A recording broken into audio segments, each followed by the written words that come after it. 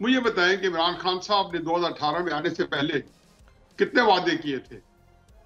आपने नहीं देखा है कि उनका कोई एक वादा पूरा हुआ है? क्या उसके बाद किसी ने इमरान खान साहब से पूछा है कि आपने वादा पूरा नहीं किया? कोई सवाल उनके इक़्तिदार के ऊपर आज तक हुए? उनके कितना इमरान खान साहब की ज़ात मुबारक में बहस हो रही है, उनकी अच्छाइयाँ बुराई की बयान की जा रही है, उनकी बुराई बयान की जा रही है, लेकिन किसी के अंदर ये एक सरसरी जिक्र होता है कि इमरान खान साहब का दौर हुकूमत जी, उसके अंदर करप्शन भी थी, उसमें ये भी था, उसमें वादे भी पूरे नहीं हुए, लेकिन इसकी वजह से उनको कोई नुकसान पहुंचे? यकीनन नहीं पहुंचा।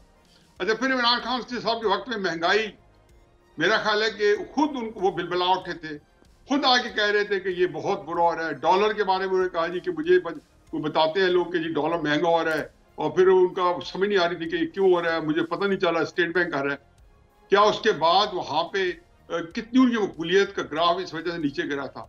वो क्यों क्या हुआ कि उसके बाद किसी ने उनके बारे में नहीं पूछा कि आपके वक्त में महंगाई थी। सब्सक्राइब करें और बेल दबाएं ताकि कोई खबर रह न जाए।